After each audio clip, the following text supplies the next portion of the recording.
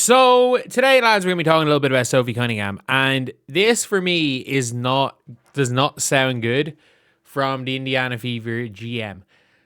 I'm going to be real. This doesn't sound great. I'm not saying that this is a foregone conclusion as she's gone, but by the sounds of things, Sophie Cunningham wanted to sign a long-term deal with the Indiana Fever at a cut price, and the Fever said no. They said no. And the one thing I don't like is that to replace Sophie Cunningham, if you want to look at what players similar to Sophie Cunningham are making in the WNBA, I'm pretty sure Kennedy Burke, I read here today that Kennedy Burke is making $1 million this year. Yes, Kennedy Burke, who we can all agree is probably not at the equivalent level of Sophie Cunningham, slightly worse, is making a 1-year, $1 million deal. Yes, she's making $1 million. Bridget Carlton's making $1.2 million. I just want to see if I can get the list of just all WNBA player contracts. There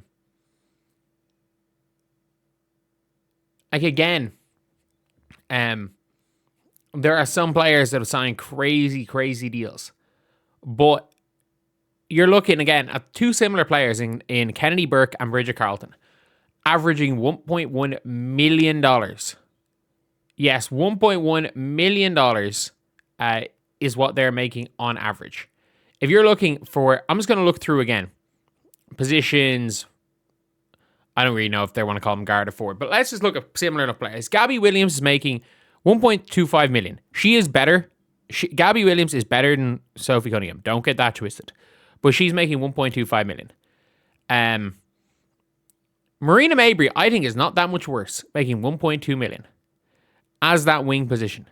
That's like a similar place. Kennedy Burke, $1 million. Not as good as Sophie. A lot of people wanted them to sign Kennedy Burke because people thought the Fever could have got Kennedy Burke at $500K or less. That's why people wanted the Fever to sign Kennedy Burke.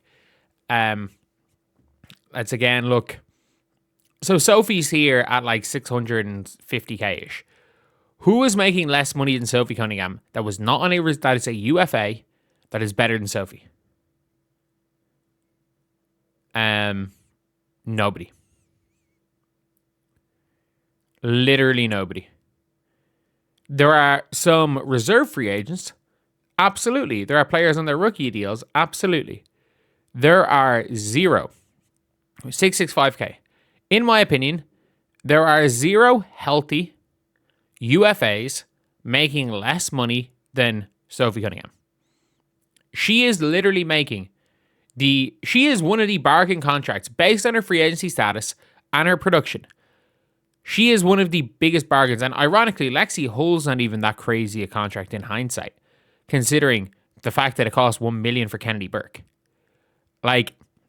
And this is what Amber Cox is out here saying about Sophie Cunningham. Anybody's individual negotiations, but what I'll say is, I think, again, it's a credit to this group wanting to be together. That really helped us bring the core back quickly and then add those complementary pieces. From a front office standpoint, we're obviously planning for this season, but we have to look long term too. And there are some things, decisions that we have to make right now because they're impacting. But this would make sense if you drafted Gianna Neepkins.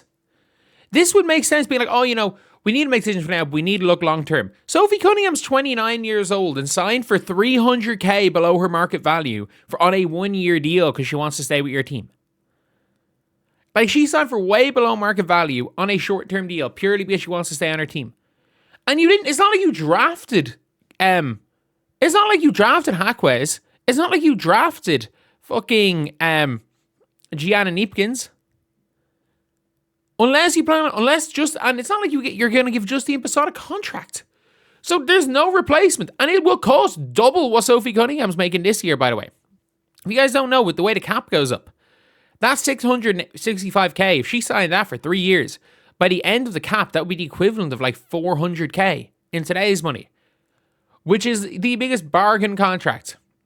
What we need to do against a hard cap in the future. We've got some new wrinkles in the CBA that we have to account for. Obviously, Aaliyah moving into her Epic deal. So we would just want to be really smart in how we're thinking about the future, and also, obviously, making us the best that we can be this season. But like, a player willing to take a pay cut, a player already taking a huge pay cut, by the way, you're not going to get a Sophie for cheaper than that next year. You're actually just not, in fact, not going to be getting Sophie for cheaper. Because again, she is costing just over half a Kennedy Burke.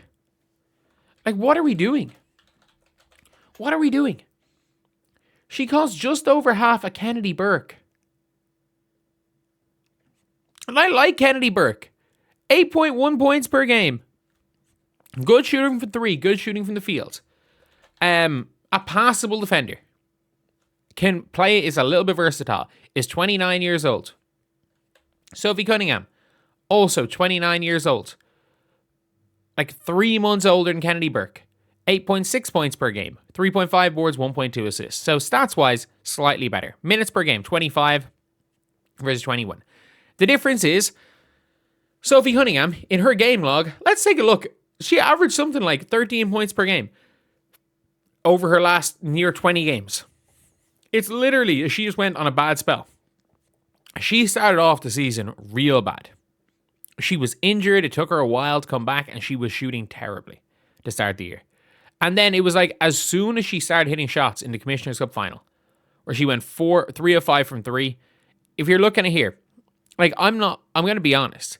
This spell of shooting from 3, 4 of 5, 2 of 3, 2 of 3, 2 of 8, 5 of 8, 3 of 4, 1 of 6, 1 of 3, 0 of 1, 4 of 5, 2 of 4, 5 of 8, 3 of 6, 2 of 4, 2 of 4. That, and then got hurt in this game. That is an insane hot streak. And this is somebody who, again, for their career has been a good shooter. This is somebody who shot 43% and 47% from the field and 87.5% from the free throw line. A significantly better offensive player anyway than Kennedy Burke. But like, to get Sophie Cunningham's, I can guarantee you, if Kennedy Burke was making $1 million, Sophie Cunningham was offered $1 million. I would be incredibly shocked if that's not the case. I would be incredibly shocked. There is no way Sophie Cunningham did not get offered $1 million by somebody. And in Amber Cox there, like, you know, we gotta prepare for the future because of Aaliyah Boston's epic revision. And I mean this. Sophie Cunningham probably would have just said, you know, if you want Sophie Cunningham, she's getting $665K for this year, and she said she wanted a long-term deal to stay in Indy. Be like, okay, we'll give you 1.8 over 3. We'll give you 1.8 million over 3 years. Do you are you okay with 1.8 over 3? And I'm gonna be real here. She probably would have said okay. 1.8 over 3, and you're getting a player that is cheaper than bringing in Erica Wheeler. A player that is cheaper than bringing in than 2 years of Kennedy Burke. Again, 1.8 over 3 is like, I'm just listing the players that on a per year basis, that is like, that's cheaper than Kayla Charles. Kayla Charles was cut by the Wings last year. It's cheaper than Erica Wheeler. It's cheaper per year on a per year basis than way cheaper than Michaela Onyenwere on a per year basis. It's Elizabeth Williams money. It's Meg Gustafson money. Like, I would be shocked if they offered her 1.8 over 3. Maybe she want more, but she's taking $665K for a year, and she said she wanted it long term. The fact is that, like, they just want to get off her contract, it seems, for the logic of probably having to pay 3 times more than she costs for a replacement. I don't get it. So anyway, yeah, that's the video. See you guys.